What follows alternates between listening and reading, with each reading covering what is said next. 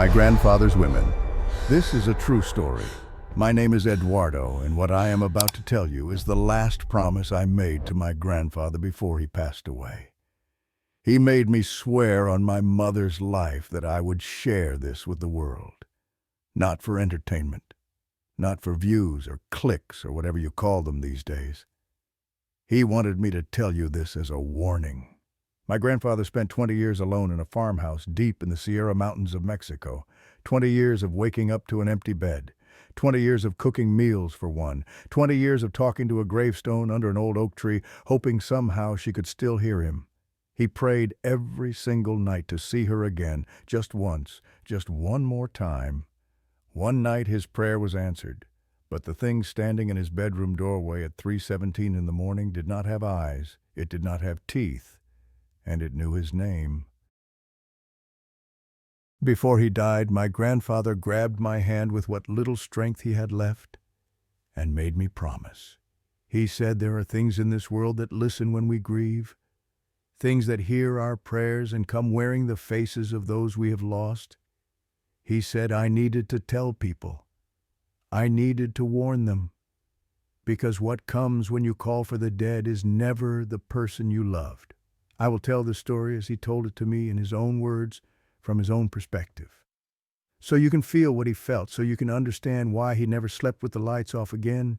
This is the story of Aurelio Mendoza and the women who came for him. My name is Aurelio. I was born on this land 60 years ago, and God willing, I will die on this land when my time comes. Every fence post you see I hammered into the ground with my own hands. Every stone in that wall around the house I carried from the river on my back. This ranch is not just where I live, it is who I am. I never had much schooling. Made it to 3rd grade before my father pulled me out to help with the cattle. But I learned things they do not teach in classrooms. I learned that the soil tells you when the rains are coming, if you know how to listen. I learned that animals can sense things humans cannot. I learned that there are places in these mountains where the air feels different, heavier somehow, and you do not linger in those places after dark. I was not a man who believed in ghosts or spirits or any of that nonsense the old women in the village whispered about. I believed in hard work. I believed in the weight of a good machete in your hand. I believed in providing for my family. But that was before Catalina died, my wife, my partner, the woman who shared my bed for 30 years and gave me 4 children. She was not just my wife, she was my compass. When I was angry, she knew how to calm me. When I was lost, she knew what to say. When I woke up from nightmares about the debts we could not pay or the droughts that killed our crops, she would put her hand on my chest and tell me we would survive. And we always did. The children used to say I was a difficult man, cold, hard to read. They joked that I had forgotten how to smile somewhere along the way. Maybe they were right. I never learned how to show affection the way other fathers did. But Catalina understood me without words. That was the thing about her. She could look at my face and know exactly what I was feeling, even when I did not know myself. She had this way of making coffee, strong and dark with a hint of cinnamon that she would grind herself from sticks she bought at the market. The smell of it would wake me every morning before the roosters even thought about crowing. 30 years I woke up to that smell. 30 years of shuffling into the kitchen to find her standing at the stove with that old tin pot humming some song from her childhood. Then the coughing started. At first we thought it was nothing, a cold that would not go away, but the coughs got worse. She would wake up in the middle of the night gasping for air, and I would hold her until she could breathe again. I took her to the doctor in town, and he said her lungs were damaged. Years of breathing smoke from the wood stove, dust from the mountain roads, the cold, thin air of the high country. There was nothing they could do. She died on a winter night when she was 55 years old. I was 60. She held my hand as she went, looked at me one last time with those eyes that had seen me through everything, and then she was gone. I did not cry at her funeral. The children thought I had no heart. But the truth was, I felt everything too much. The grief was so heavy it would not come out. It just sat in my chest like a stone. My children begged me to come live with them in town. They said I was too old to be alone up here. They said the roads were too rough, the nearest hospital too far, and what would happen if something went wrong. I understood their worry, but I could not leave. How could I abandon the house we built together? How could I leave her grave? How could I walk away from every memory we had made on this land? So I stayed. The ranch sits 3 hours by foot from the nearest village, and that is if the weather is good. When the rains come, the mountain paths turn to rivers of mud, and you cannot get through at all. There is no telephone signal up here. The electricity comes from an old generator that breaks down more than it works. On most nights, the only light comes from candles and the kerosene lantern I keep by my bed. It is the kind of place where silence has weight, where the darkness feels alive, where you can hear your own heartbeat in your ears if you listen closely enough. The house itself is old. My father built it before I was born, and I've added to it over the years, but you can feel the age in the walls. The wood creaks when the temperature changes. The windows do not seal properly anymore, and in winter the wind finds its way through every crack. The roof leaks in 3 places, no matter how many times I patch it. But it is home. It has always been home. Around the house there is nothing but open fields and forest. The nearest neighbor is old widow Martinez, and she lives 2 valleys over. Sometimes weeks go by without me seeing another human face. That used to bother me when Catalina was alive. Now I find I prefer it. People ask too many questions. They look at me with pity in their eyes and tell me I should move on. As if 30 years of love can be moved on from like changing a shirt. There are stories about this part of the mountains. The old people in the village talk about them when they think no one important is listening. They say there are things that walk these hills at night. Women dressed in white who appear on lonely roads. Shadows that follow travelers and vanish when you turn to look at them. They call them las aparecidas, the ones who appear. They say these things are drawn to grief, drawn to loneliness, drawn to those who have lost someone they love. I never believed any of it. I told myself those were just stories old women invented to frighten children into behaving. The mountains were dangerous enough without adding invented monsters to the list. But now I wonder if those old women knew something I did not. After Catalina died, I buried her on our land. It seemed wrong to take her anywhere else. This was her home as much as it was mine. She loved that old oak tree at the far end of the property, the one we planted together in our first year of marriage. It had grown tall and wide over the decades, its branches spreading out like arms reaching toward the sky. I put her there under its shade where she could rest in peace. I carved the headstone myself from a piece of gray river rock, spent 3 days getting the letters just right, her name, the years, and one line underneath that I chose because it was true. Here lies my heart. Every day I would walk out to her grave. I would sit with my back against the oak and tell her about my day, small things, whether it had rained, how the cattle were doing, if the generator was giving me trouble again. I knew she could not hear me. I knew it was foolish, but it made the loneliness easier to bear. Catalina had a cat, a gray tabby named Coqueto that she had raised from a kitten. That cat followed her everywhere. It slept at her feet, sat on her lap while she sewed, meowed at the door until she let it follow her to the chicken coop. When she died, Coqueto changed. He stopped playing, stopped purring. He would walk out to her grave every afternoon and lie there in the grass staring at the headstone like he was waiting for her to come back. I understood how he felt. The strange things started maybe 2 months after Catalina passed. At first they were small, easy to explain away. I would be lying in bed at night and hear footsteps in the kitchen, soft, slow, like someone walking barefoot on the stone floor. The first time it happened, I grabbed my machete and went to investigate, but there was nothing there. I told myself it was the cat, or maybe the wind making the floorboards settle. Old houses make noises. Everyone knows that. Then the doors started opening on their own. I would lock everything up tight before bed, check every latch twice, and in the morning one of the doors would be standing wide open. The one to the bedroom, the one to the pantry, once the front door itself. I blamed the old locks, told myself I needed to replace them when I had the money. Sometimes I would be sitting on the porch in the evening and feel eyes on the back of my neck, that prickling sensation that someone is watching you. I would turn around and see nothing but the empty yard and the dark shapes of the mountains beyond. Just my imagination, I decided, grief playing tricks on an old man's mind. The cat noticed things too. Coqueto would be lying peacefully on the floor, and suddenly his fur would stand straight up along his spine. He would stare at a corner of the room where there was nothing to see his eyes, tracking something invisible moving across the walls. He stopped sleeping in the bedroom with me. Would not even come inside some nights, just sat on the porch with his back arched and his eyes wide. I should have paid more attention to that cat.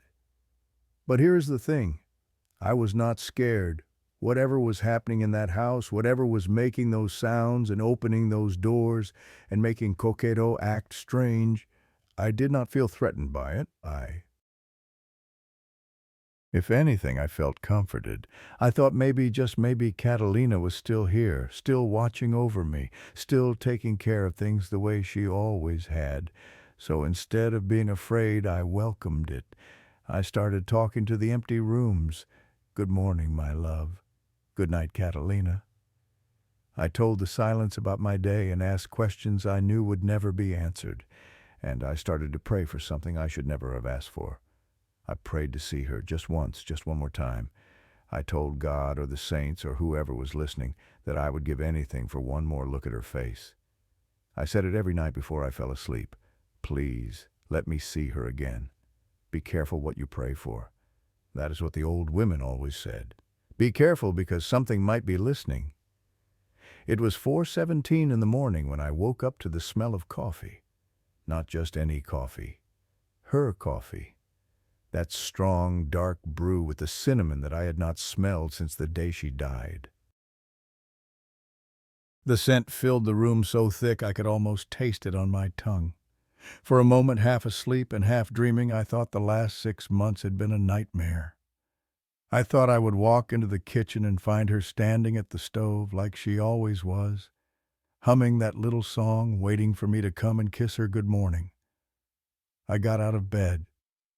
My heart was pounding, but not from fear, from hope, that desperate, painful hope that maybe death was not as permanent as everyone said. I walked down the dark hallway toward the kitchen. The smell grew stronger with every step. My hands were shaking as I reached for the door. The kitchen was empty. The stove was cold. The old tin coffee pot sat exactly where I had left it the night before, dry and unused. There was no fire, no cup, no sign that anyone had been there at all. But the smell was everywhere. It wrapped around me like an embrace so real and so present that I could not understand how there was nothing to see. I stood there in the darkness, breathing in that impossible aroma, and tears rolled down my face for the first time since she died. She was here. She had to be. This was not my imagination. This was not grief making me crazy.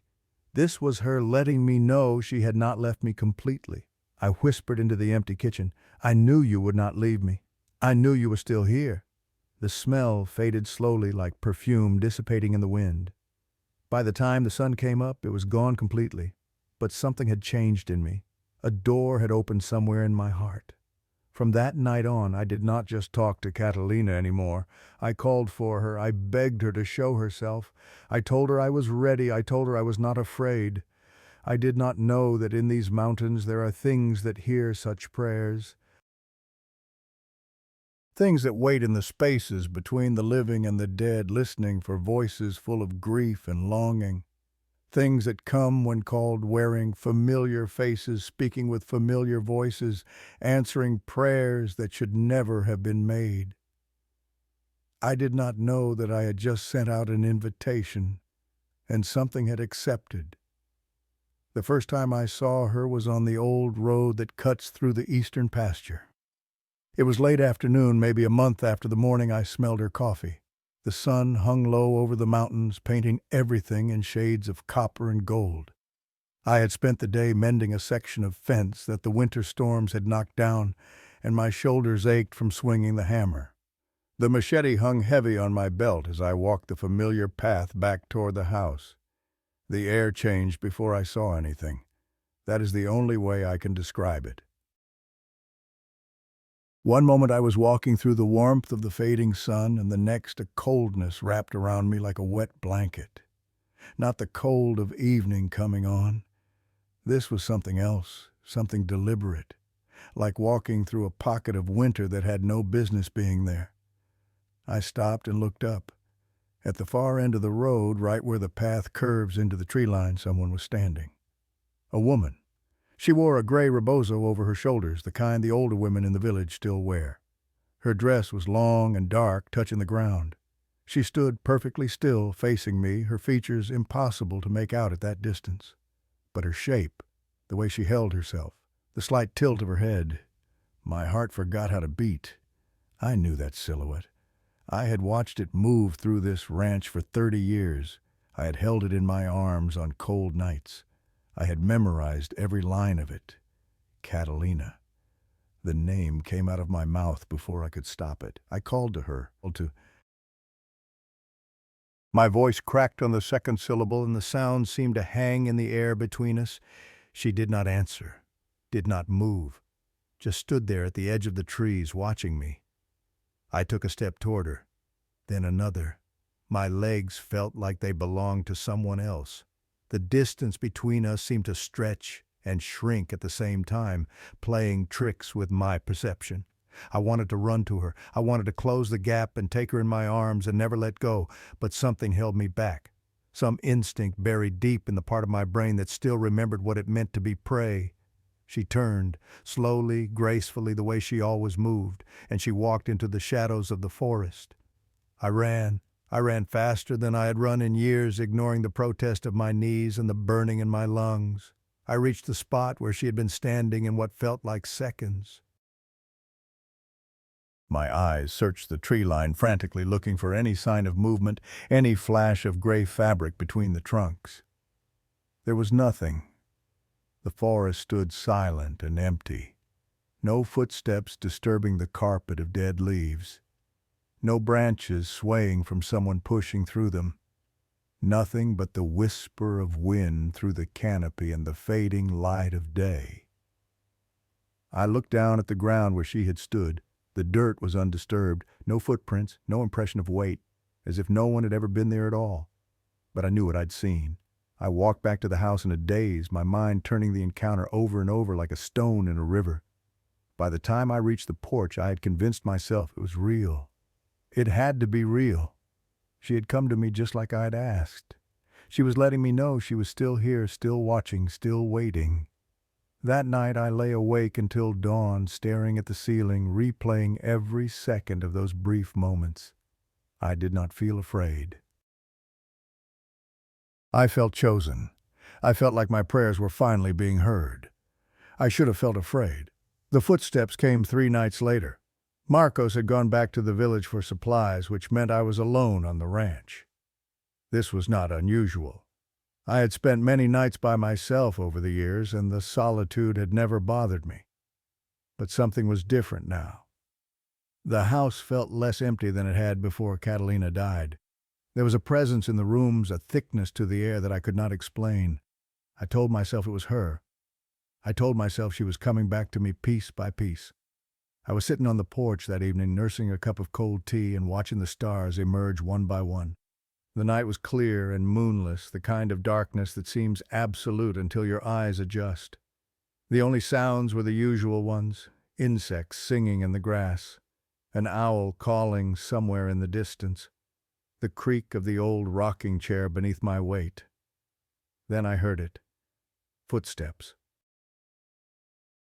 Not inside the house this time. Outside, on the hard, packed earth that surrounded the building. They were slow and deliberate, measured, like someone walking a perimeter. like someone circling. I stood up, my hand going automatically to the lantern on the table beside me. The footsteps continued unhurried, moving along the side of the house toward the back. I followed the sound. The lantern cast a weak circle of light around me as I stepped off the porch and into the yard. The footsteps stayed ahead of me, always just out of sight, always just around the next corner. I walked faster. The footsteps matched my pace. I broke into a jog. They did the same. It was toying with me. I understand that now. Whatever was out there, it wanted me to follow. It wanted me to chase. I rounded the corner of the house and stopped dead. Nothing. The backyard stretched out before me, empty and still. The chicken coop sat silent. The woodpile cast long shadows in the lantern light. The path to Catalina's grave disappeared into the darkness beyond. The footsteps had stopped. I stood there, breathing hard, my eyes scanning every shadow for movement. The lantern flickered once, twice.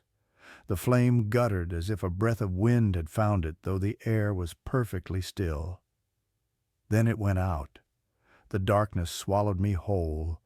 For a long moment I could see nothing at all, just the afterimage of the flame burning in my vision. My heart hammered against my ribs. I told myself to stay calm. I told myself there was nothing to fear. I told myself this was Catalina, my Catalina, and she would never hurt me. When my eyes finally adjusted, I was alone in the yard with nothing but starlight and the distant glow of the house windows to guide me back. But I was not alone. I could feel it, that sensation of being watched, of being measured, of being found wanting. I hurried back inside and locked every door, checked every window. Pulled the curtains closed so tightly that not a sliver of night could peek through. When I finally reached the bedroom, Coqueto was sitting in the hallway outside the door. His fur stood straight up along his spine. His eyes were fixed on the window at the end of the hall, the one that looked out toward the back of the property, toward Catalina's grave. I did not sleep that night either. The two women came on a morning when the fog hung thick over the mountains. I was in the barn milking the cows, my hands moving through the familiar motions without conscious thought. The fog had rolled in before dawn and showed no signs of lifting. It muffled sounds and blurred edges, turning the world into a gray dreamscape where nothing seemed quite solid. I looked up from my work and saw them walking up the main path. Two figures emerging from the mist like ghosts taking form. They walked one behind the other, their steps slow and synchronized, their shapes becoming clearer with each passing second. Women. Both of them, dressed in the old style with long dark skirts and rebozos draped over their shoulders. I set down the milk pail and walked out to meet them. The older one looked to be around 50, though something about her face made age difficult to judge. Her skin was smooth, but her eyes were ancient. She smiled as I approached, a gentle expression that did not quite reach those old eyes. The younger one hung back a step, watching me with an intensity that made my skin prickle. She might have been 40 or she might have been 100. In that fog, nothing seemed certain. I did not recognize either of them. In a village as small as ours, you know everyone by sight, if not by name.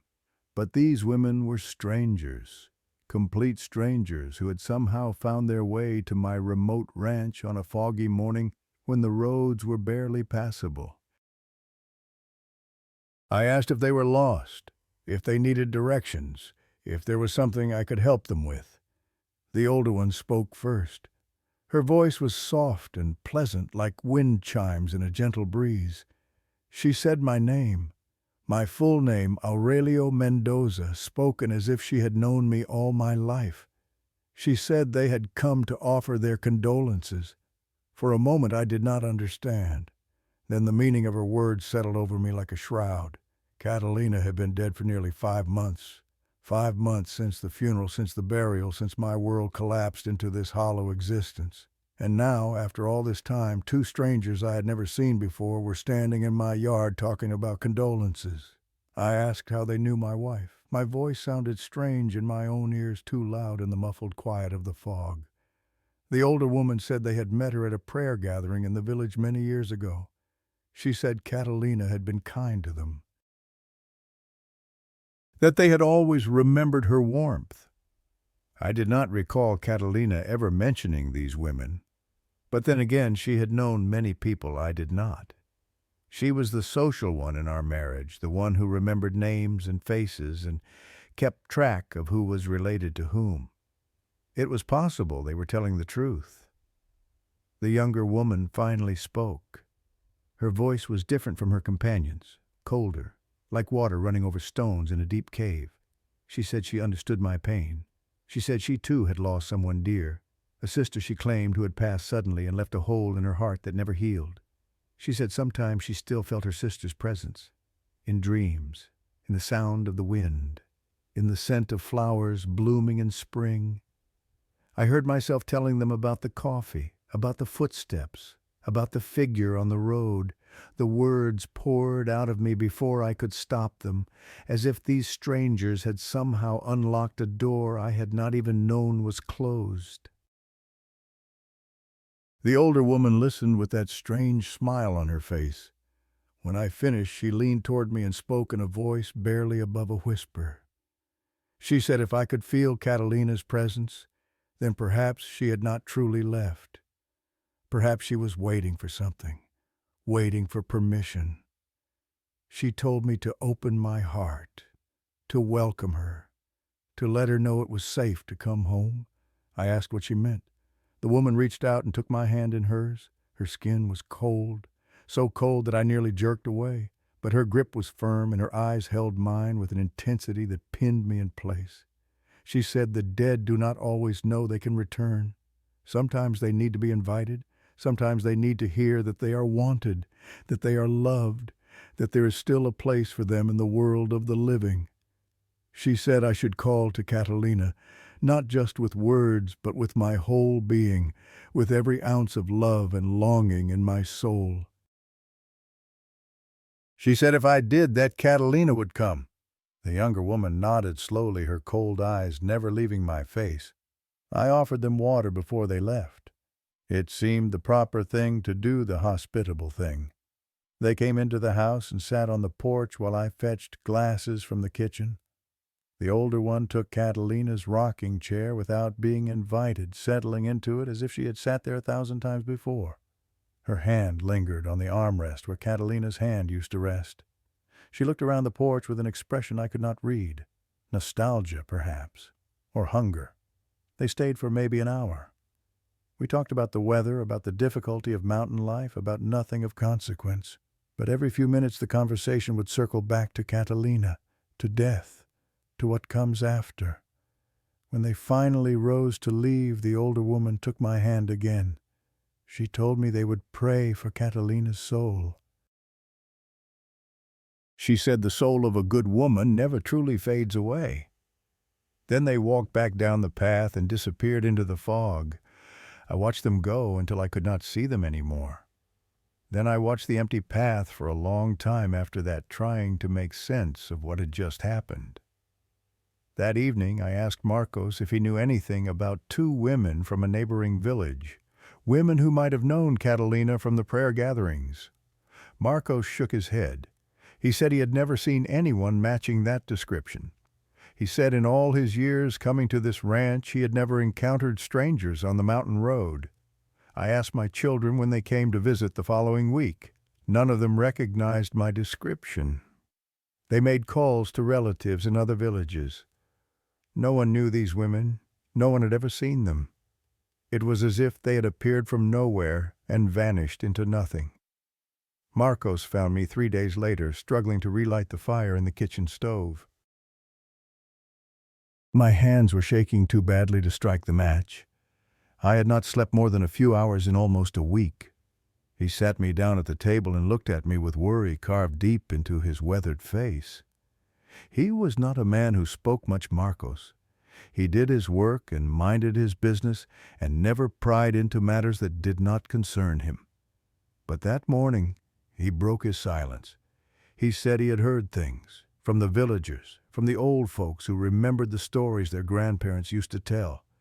He said there were tales about these mountains that went back generations, tales about things that lived in the spaces between the living world and whatever comes after.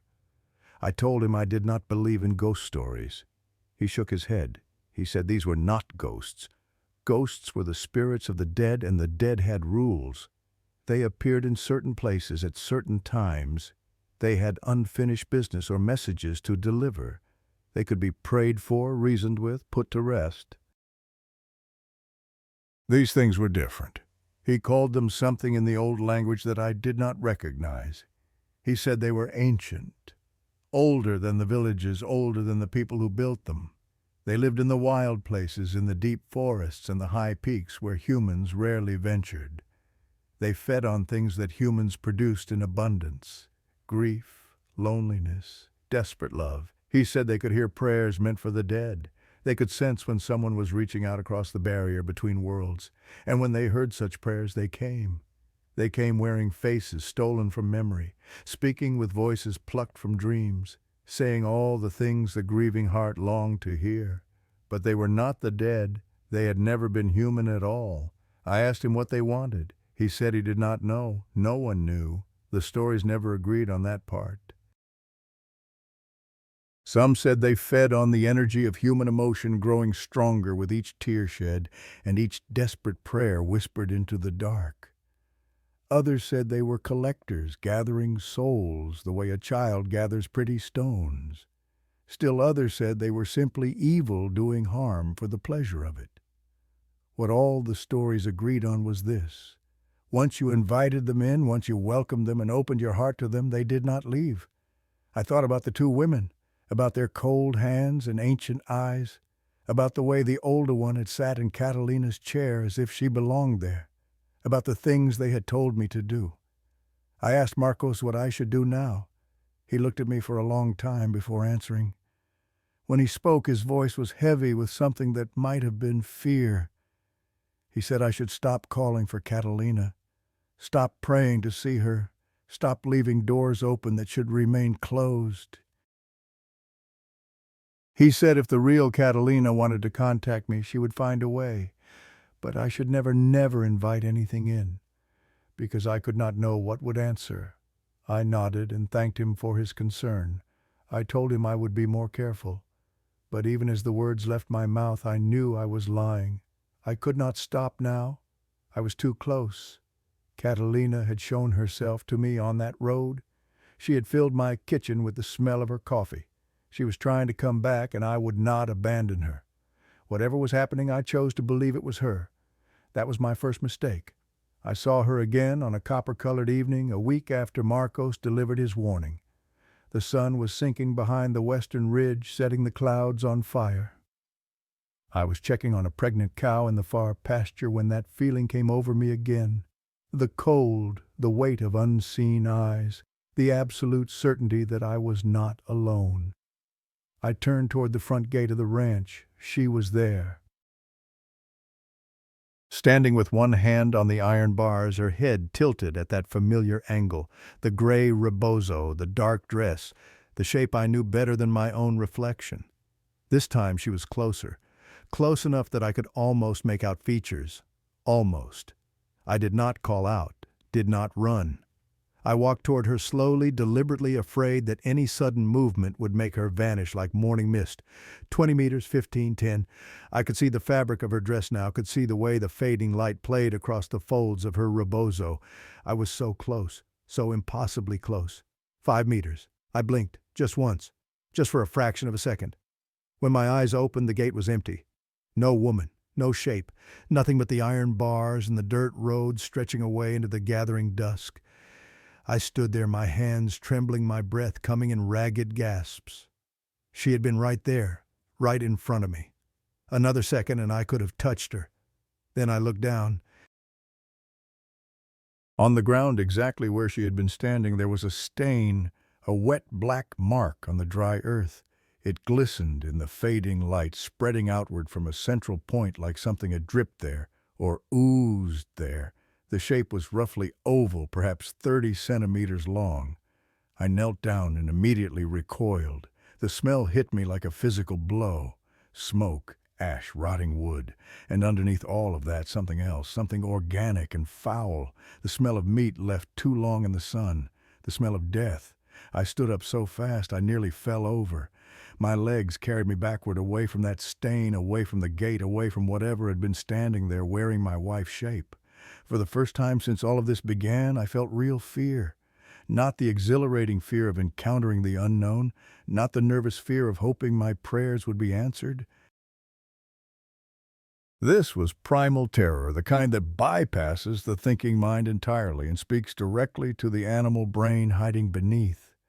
Something was wrong, something was deeply, terribly wrong. But even then, even with that fear coursing through my blood, I did not stop. I could not stop. I had come too far. I had invested too much. I had to believe that this was Catalina, that she was trying to reach me, that all the strangeness was simply the price of crossing the barrier between life and death. I had to believe that because the alternative was too horrible to consider. In the days that followed, the black stains began appearing elsewhere, first on Catalina's headstone, dark streaks that looked like mold, but were not. I scrubbed them away with water and a stiff brush, but they returned within hours. No matter how many times I cleaned the stone, the stains came back darker and more widespread each time. Then in the house, I opened the old wardrobe where I kept Catalina's clothes, the dresses and blouses I could not bear to give away. The scent of her used to linger there, faint but unmistakable. Now the wardrobe smelled of smoke and rot, and on one of her white blouses right over the heart there was a black stain, wet, spreading, exactly like the ones on the grave. The rest of her clothes were untouched. Only hers bore the mark. Coqueto grew worse. He stopped eating almost entirely. His movements became slow and labored. He spent all day lying beside Catalina's grave, not sleeping, just staring at something I could not see. Sometimes he would open his mouth as if to meow, but no sound would come out. Something was moving through my life, touching everything that had belonged to her, leaving its mark like a signature or a claim. The night before everything changed, I dreamed of the two women. They stood outside my window looking in.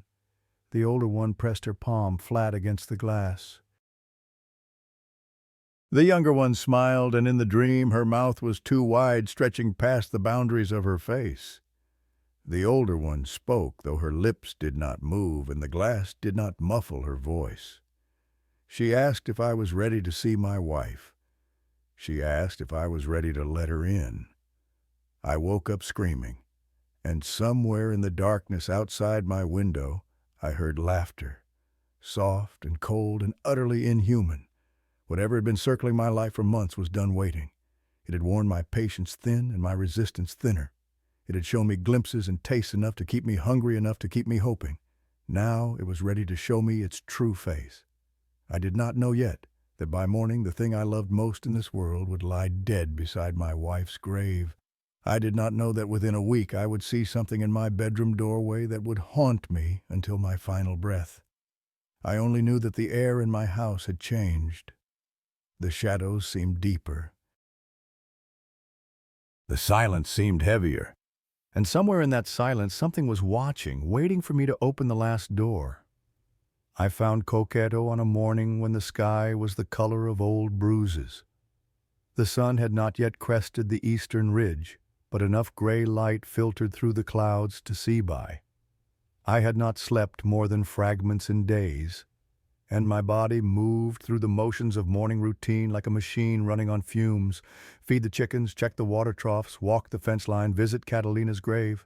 I saw him from 20 meters away, a small gray shape curled at the base of the headstone, motionless in the way that only death can make a living thing. My feet carried me forward even as my mind screamed at me to turn back, to not look, to preserve the last shred of normalcy I had left. He lay on his side with his legs tucked beneath him, the position he always took when sleeping in a patch of warm sunlight. But there was no warmth in him now. When I knelt and touched his fur, the cold of it shocked me even though I had known what I would find. His eyes were open. That was the detail that broke something inside me. Those golden eyes that had watched Catalina with such devotion, that had tracked invisible movements across the walls of my house, that had seen things I could not see. They stared now at nothing fixed on some point in the middle distance, glazed over with the film of death. But there was an expression in them. Even clouded, even empty, those eyes held something that looked terribly like fear. I gathered him into my arms. He weighed almost nothing, a bundle of fur and bone that had once been so full of life. The tears came without warning, flooding down my cheeks and dripping onto his cold body. I had not cried like this since Catalina died. I had not allowed myself to feel anything this deeply since I buried her under this very tree. Now I sat in the dirt beside her grave holding her cat, and I wept for everything I had lost. The last piece of her was gone. Whatever presence she had left behind in this world, whatever connection still tethered her memory to physical reality, it had lived in this small gray creature. He had been her shadow, her companion, her confidant, and something had taken him from me. I buried Coqueto next to Catalina's headstone, dug the hole with my bare hands because I could not bear to leave him long enough to fetch a shovel. The dirt packed under my fingernails and ground into my skin, but I did not stop until the grave was deep enough. I wrapped him in a scrap of cloth from one of Catalina's old dresses, the blue one she used to wear on market days, and I laid him to rest beside the woman he had loved. When I finished, I sat with my back against the oak tree and stared at the two graves until the sun climbed high enough to burn the clouds away. I did not realize until hours later that Coqueto had been my warning system, my canary in the coal mine. He had sensed things approaching long before they arrived. He had known when something was wrong, even when I refused to see it. Now I was truly alone with whatever had been circling my life, and there was no one left to warn me when it finally decided to strike. The nights after Coqueto died were the worst I have ever experienced. Sleep became an enemy. Every time I closed my eyes, the darkness behind my lids felt populated, crowded, as if the space inside my own skull had been invaded by things that did not belong there. I would lie in bed with my heart racing, listening to the house settle around me, interpreting every creak and groan as footsteps, as breathing, as the sound of something moving closer. The air in the bedroom changed. It grew thick and heavy, difficult to draw into my lungs. Some nights I would wake gasping, clawing at my throat, convinced that something was pressing down on my chest. But when I opened my eyes, there was nothing there. Just the darkness and the silence and the terrible certainty that I was not alone. I began to feel them, not see them, feel them. Presences gathered around my bed like mourners at a wake. They had no shape, no form, nothing I could point to and say, there, that is what haunts me. But they were real as the mattress beneath my back and the blanket twisted in my fists. They stood in the corners. They lined the walls. They pressed against me from all sides until I could barely breathe. Sometimes I heard whispers, not words I could understand, just sibilant sounds at the edge of perception, too quiet to make out, but too persistent to ignore. They seemed to come from everywhere at once, from the walls and the ceiling and the floor, from inside my own head. I would press my palms over my ears, and the whispering would continue unchanged, because it was not entering through my ears at all. Other times I felt hands, cold touches on my arms, my legs, my face, fingers trailing across my skin in patterns that felt almost like writing. I would jerk awake and find nothing, just the rumpled sheets and my own body drenched in sweat. But the sensation would linger for hours afterward, the ghost of contact that should not have been possible. The bed would shift beneath me. The mattress would dip at the edges as if someone had sat down. I would lie rigid, not daring to move, waiting for whatever had joined me to reveal itself. It never did. It just sat there, a weight at the foot of my bed, patient and silent and wrong. Marcos saw the change in me. He said I looked like a man being eaten from the inside. He said my eyes had gone hollow and my skin had taken on the color of old paper. He begged me to let him stay through the nights, but I refused. I did not want him there, did not want anyone there. Some part of me had begun to believe that I deserved what was happening. I had called for this. I had prayed for it. I had opened doors that should have remained forever closed, and now I had to face whatever had come through. The dreams were worse than the waking hours. In the first dream, I stood in the yard of my ranch under a sky choked with stars. The moon hung full and swollen overhead, casting everything in silver light. I could see my house in the distance, could see the dark shape of the oak tree where Catalina lay buried. And I could see the two women standing at the gate. They watched me from the other side of the iron bars, motionless as statues. The older one had her hands wrapped around the metal, her fingers curled tight. The younger one stood slightly behind her head, tilted at an angle that no human neck should allow. I tried to call out to them, to demand to know who they were, what they wanted, why they had come into my life. But my voice would not work. The words stuck in my throat like chunks of broken glass. The moon shifted position in the sky, throwing new shadows across their faces, and I saw what they truly looked like. The older woman's skin hung loose on her skull, sagging and dripping like candle wax left too long in the sun. Her features slid and reformed as I watched the face I remembered melting away to reveal something underneath, something that was not a face at all, just darkness, just a void where a person should have been. Her mouth opened, and it kept opening, the corners of her lips stretching past her cheeks, past her ears, splitting her head nearly in two. Inside that impossible maw there was nothing, no tongue, no teeth, just blackness that went down forever. The younger woman smiled. Her lips pulled back to reveal rows and rows of teeth, more than any mouth could hold, packed together like kernels on a cob. They were sharp, they were wrong, and they were growing even as I watched, pushing out of her gums in an endless cascade of bone-white points. I wanted to run. My body refused to move. One of them raised a hand and pointed at me. A single finger extended, the nail long and curved and black. I woke up screaming into my pillow. In the second dream, they were inside my house. I walked through the hallways of my own home, but everything was wrong. The dimensions had shifted. Rooms that should have been small stretched into vast caverns. Doorways that I had passed through 1,000 times now led to places I did not recognize. The walls were lined with photographs, but when I looked closely, all the faces had been scratched out. The two women walked ahead of me, always just at the edge of my vision. They touched everything as they passed. Ran their fingers along the walls, across the furniture, over the objects that Catalina and I had accumulated across 30 years of marriage. They touched her things with special attention, her sewing basket, her reading glasses, the embroidered cushion she'd made for our 10th anniversary. They touched these things and they smiled, and everywhere their fingers went black stains, bloomed like flowers of corruption. I tried to stop them, tried to grab them, to push them away, to protect what little remained of my wife's presence in this house. But my hands passed through them like smoke. They were there and not there, solid and intangible at the same time. The older one turned to look at me. Her face was normal again, almost kind, but her eyes were holes, empty sockets that went down into nothing. She asked me if I was ready. Her lips did not move. The words simply appeared in my mind, planted there like seeds. She asked if I was ready to see my wife again.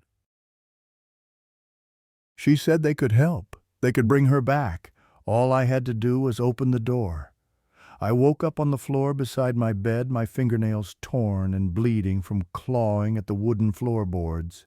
In the third dream, Catalina came to me. Not the thing wearing her shape, not the hollow-eyed creature that stood at gates and left black stains in its wake. My Catalina, my wife, the woman I had loved for 3 decades.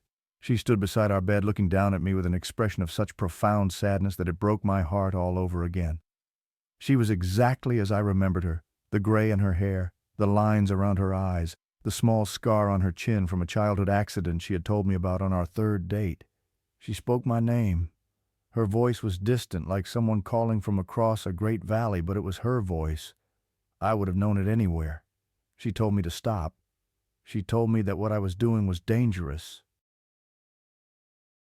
That the things I had invited into my life were not what they claimed to be, that they had never been human, had never known love, had never experienced anything but hunger and the patient malice of predators who had all of eternity to wait. She told me she had already crossed over, that she was at peace, that wherever she was now she was waiting for me, but that I could not reach her this way, not by calling into the dark, not by opening doors that should remain closed. She said the things wearing her face were not her, had never been her, would never be her. She begged me to let go. She begged me to save myself while there was still time. I reached out to touch her, and for one beautiful moment I felt the warmth of her skin against my fingertips. Real warmth. Living warmth. The warmth of the woman I had held every night for 30 years. Then she was gone, and I was alone in the darkness of my bedroom, and somewhere outside my window, something was laughing.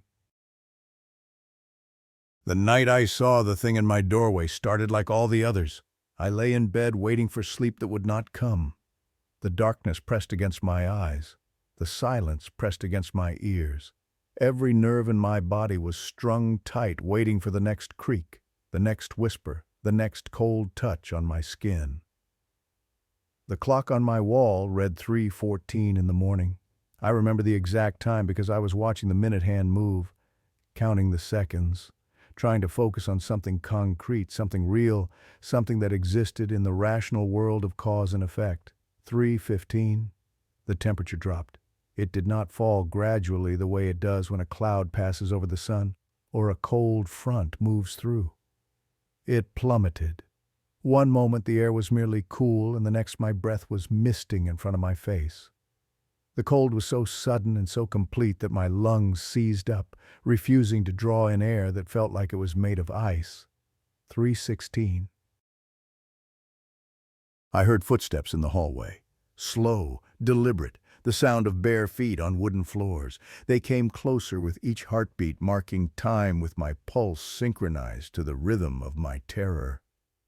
They stopped outside my door. 3:17. I turned my head. She was standing in the doorway. The shape was right, the height, the width of the shoulders, the fall of the hair, the gray rebozo draped over arms that hung limp at her sides. Everything about the silhouette screamed Catalina, called out to the part of my brain that still remembered what it was to love someone completely. But something was wrong. She stood too still. Not the stillness of a person at rest, but the stillness of something that had never known motion. The stillness of a photograph. The stillness of death. The moonlight through the window shifted, painting her form in pale silver. And I saw her face, the thing I had prayed to see, the thing I had begged every power in heaven and earth to grant me. The face of my dead wife. It was hers, and it was not. The structure was right. The shape of the jaw, the curve of the cheekbones, the proportions I had memorized over 30 years of waking up beside her. But the details were wrong. So terribly, impossibly wrong. Where her eyes should have been, there were only hollows. Deep, empty sockets that seemed to drink in the moonlight rather than reflect it. Not darkness in the sense of shadow. Darkness in the sense of absence. Voids where her beautiful brown eyes should have looked out at me with love and warmth and recognition. Her mouth was worse. It hung open slack and gaping, the lips pulled back in a rictus that might have been a smile or might have been a scream frozen in place. Inside that mouth there was nothing, no tongue, no teeth, no throat, just a black tunnel that went down and down and down into places that had nothing to do with human anatomy. The skin of her face was wrong too. It did not sit on the skull the way skin should. It sagged and drooped like a mask that did not quite fit, like something wearing a costume made of human flesh. In places I could see the surface ripple and shift as if things were moving underneath. Things that did not belong in any body, living or dead. I screamed. The sound tore out of my throat before I could stop it, raw and primal, the scream of an animal that knows it is about to die. I threw myself backward, tangling in the sheets, crashing off the bed and onto the floor. My head struck the nightstand on the way down. Stars exploded across my vision. Warm blood began to trickle down my temple. When I looked up again, the thing was still there. It had not moved, had not flinched at my scream, had not reacted in any way. It simply stood in my doorway watching me with those empty sockets, that gaping mouth, that face that was and was not the woman I had loved. I scrambled backward across the floor until my shoulders hit the wall. There was nowhere else to go. I was trapped in the corner of my own bedroom with that thing between me and the only exit. I heard myself babbling. Prayers, curses, Catalina's name over and over, as if saying it enough times would banish this nightmare back to wherever it had come from. The thing tilted its head, slowly, deliberately, the way a dog tilts its head when it hears an interesting sound, the way a predator tilts its head when it is deciding whether something is worth eating. Its mouth moved. No sound came out, but I could see the shape of words forming on those dead lips, could see them mouthing something in the darkness. My name. It was saying my name. I do not know how long we stayed like that. Me cowering in the corner, bleeding from my head, my body shaking so hard my teeth were chattering, the thing standing in my doorway, motionless, patient, wrong, seconds, minutes, hours. Time had lost all meaning. Then footsteps pounded down the hallway and Marcos burst through the door. He had a flashlight in one hand and a machete in the other. His eyes were wild, his face pale with fear. He had heard me screaming from his cabin and come running. The beam of his flashlight swept across the doorway. There was nothing there. The space where the thing had stood was empty. Just the old wooden frame and the darkness of the hallway beyond, and the absolute certainty in my heart that what I had seen was real. Marcos found me in the corner, helped me to my feet, bandaged the cut on my head with hands that trembled almost as badly as mine. He did not ask what I had seen. I think he already knew. On the floor where the thing had stood there was a wet black stain, and the smell. God help me, the smell. Rot and smoke and something older, something that had no business existing in a world of sunlight and growing things. The stench of whatever lived behind that stolen face. Marcos half carried me out to the porch. We sat there until dawn, not speaking, not sleeping, just existing in the aftermath of something that should not have been possible.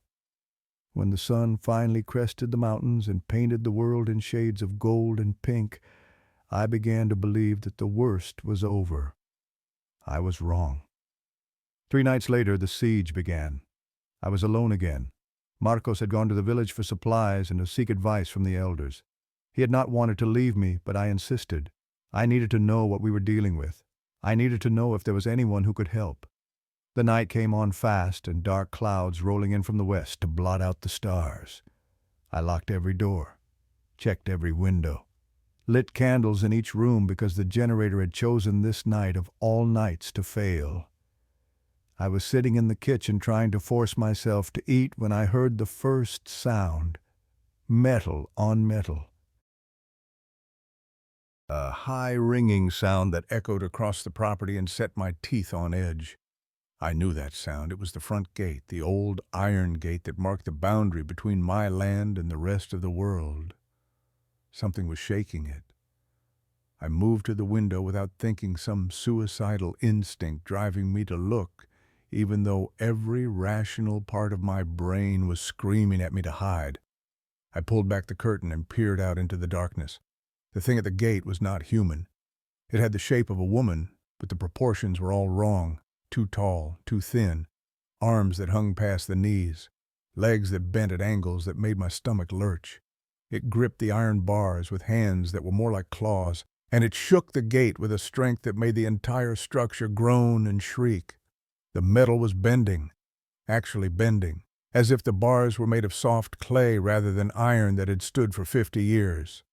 But the worst part was the head. From the skull of the thing, projections sprouted like branches from a dead tree. They twisted and curved and split, reaching toward the sky in a crown of bone or horn or something else entirely. They moved as I watched, writhing and coiling, each one seemingly possessed of its own horrible life. The thing threw back its head and screamed. I have heard many sounds in my years on this earth. The scream of a pig being slaughtered, the cry of a woman in childbirth, the howl of a coyote over its kill. None of them prepared me for this. It was high and shrill and wrong. It sounded like a child being tortured, like metal being torn apart, like laughter from something that had never known joy, only hunger and hate, and the endless patience of the abyss. The sound went on, drilling into my skull, vibrating in my bones. I clapped my hands over my ears, but it made no difference.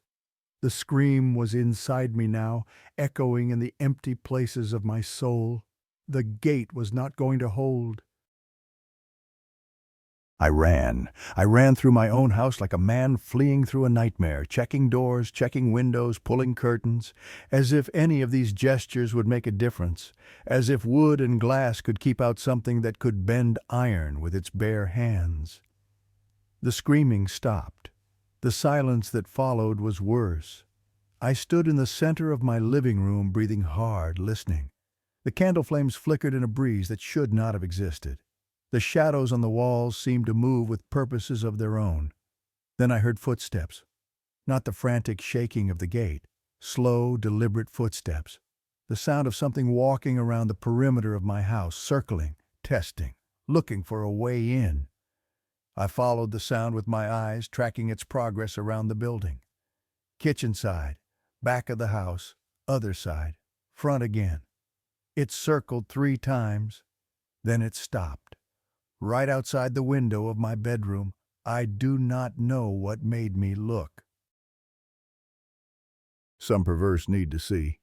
Some desperate hope that this was all a dream, and that looking would wake me up. I walked down the hallway toward my bedroom. The door was closed. I had closed it after that night had not been able to bring myself to sleep in there again. The handle was cold under my fingers as I pushed it open. Moonlight spilled through the window, painting a rectangle of silver on the floor. And in that moonlight I saw them. 2 figures standing outside my window. The 2 women. They stood side by side, perfectly still, their faces pressed almost against the glass.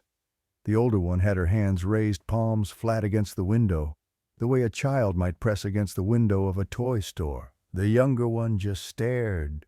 They did not move, did not blink, did not breathe. They just looked at me with those familiar faces, those faces that I now knew were masks, costumes, lures designed to draw me in. Behind them at the edge of the property where the gate stood twisted and broken, I could see the shape of the thing with the crown of horns. It stood motionless, watching, waiting.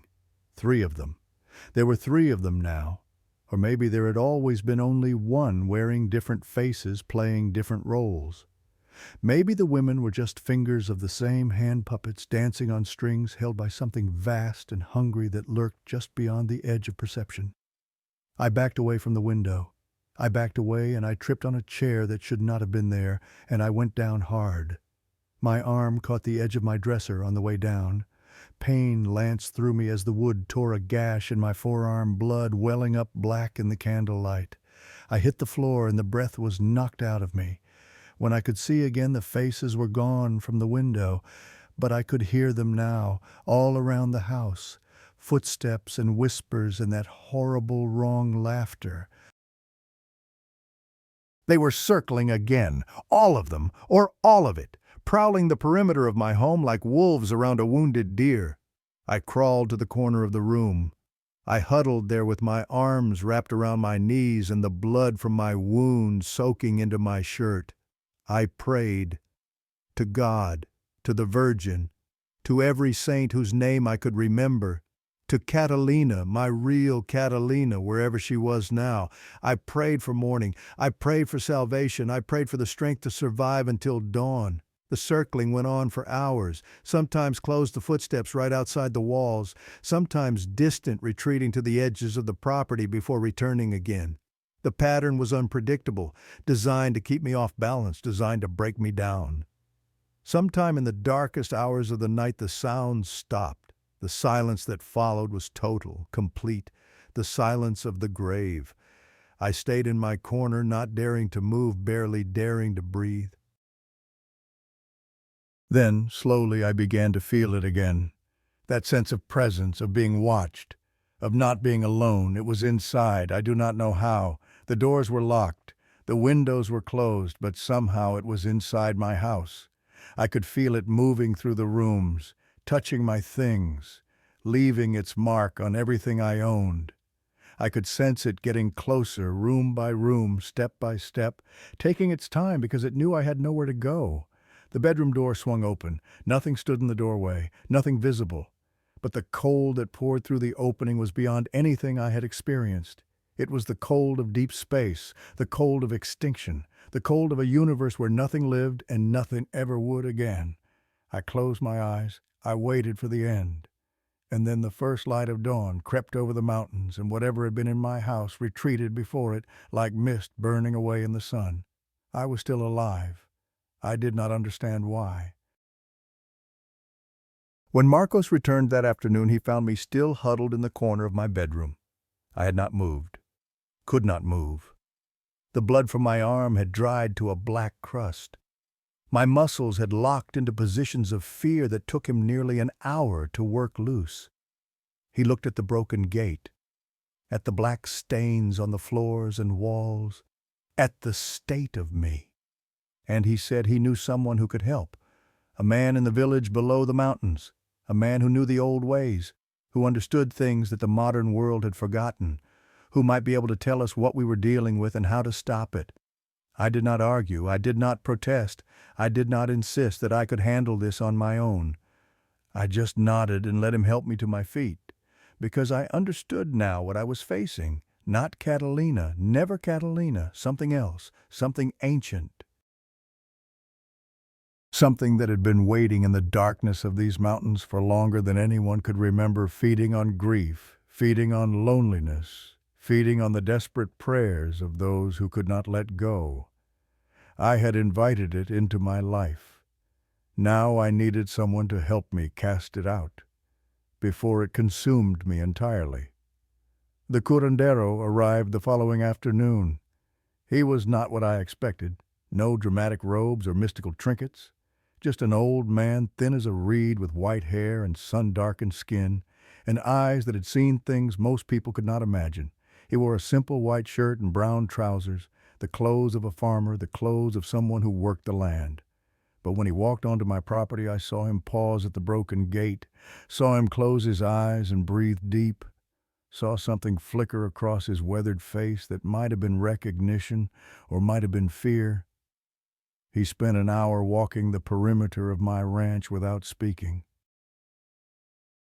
He stopped at Catalina's grave for a long time, studying the black stains on the headstone, the ground where Coqueto lay buried, the twisted branches of the oak tree overhead. He entered my house and moved through each room slowly, deliberately, running his fingers along the walls and door frames. When he finally sat down across from me on the porch, his expression was grave. He told me to speak, to tell him everything from the beginning, to leave nothing out, no matter how small or how shameful. So I did. I told him about Catalina's death, about my grief, about the prayers I'd whispered into the darkness every night, begging to see her one more time. I told him about the smell of coffee and the footsteps in the kitchen and the figure on the road. I told him about the two women and their cold hands and their strange advice. I told him about the thing in my doorway, the empty eyes, the gaping mouth, the face that was my wife and was not my wife. I told him about the siege, the creature at the gate, the circling footsteps, the feeling of something inside my house moving through rooms I could not see, touching things I could not protect. When I finished, the old man sat in silence for a long moment. Then he spoke. He said the two women I had met were not two separate beings.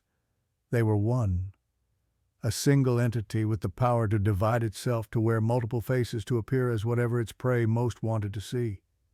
It had come to me as two kindly strangers, because that was what would lower my guard. That was what would get it invited into my home. He said these things were old, older than the villages in these mountains, older than the people who built them. They had existed in the spaces between worlds since before humans had words to describe them. They fed on emotional energy, on the raw power of human feeling, and nothing generated more power than grief. When someone lost a loved one and could not let go, and they prayed into the darkness and begged for the impossible, these things heard. They came wearing the faces of the dead, speaking with stolen voices, promising reunion and comfort and peace. But they were not the dead. They had never been human. They did not understand love or loss or longing. They only understood hunger. He told me the black stains were marks of possession. The entity had been claiming everything that belonged to Catalina, absorbing her essence, studying her, so it could wear her more convincingly. The grave, the clothes, the cat that had loved her. Each mark was a foothold. Each stain was a door. He asked me about my dreams. I told him about the nightmares with the two women, about their melting faces and impossible mouths, about the horror of seeing them inside my home, touching my wife's things, leaving corruption in their wake. Then I told him about the other dream, the one where Catalina came to me,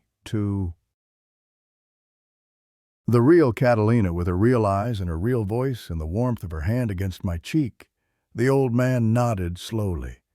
He said that dream was genuine. The dead do sometimes reach across to warn those they love. Catalina had seen what was circling me. She had used what little power she had to send a message. "Stop calling, stop praying, stop opening doors, let me go." He said Catalina was at peace. She had crossed over to wherever souls go when their work in this world is done. She was waiting for me there, but I could not reach her by calling into the dark. That path led only to the things that lived in the dark, and they were nothing like the woman I had loved. He performed the cleansing that evening. I do not know all of what he did. Some of it I watched. Some of it I was told to stay away from. He walked the property with bundles of burning herbs, filling the air with smoke that made my eyes water and my throat burn. He sprinkled water on the door frames and window sills, water that he said had been blessed in ways older than the church. He spent a long time at Catalina's grave, speaking words in a language I did not recognize, making gestures I did not understand. When he finished, the black stains on her headstone had faded to faint gray shadows. Inside the house, he moved from room to room, praying and burning and cleansing. He paid special attention to my bedroom, to the doorway where the thing had stood, to the corner where I had cowered through the longest night of my life. When dawn came, he told me it was done. The entity had not been destroyed. Such things could not be destroyed, not by any power he possessed, but it had been pushed back. The doors I had opened were closed again. The invitation I had extended was revoked. He gave me prayers written on paper, yellowed with age. He told me to read them every night for 7 days.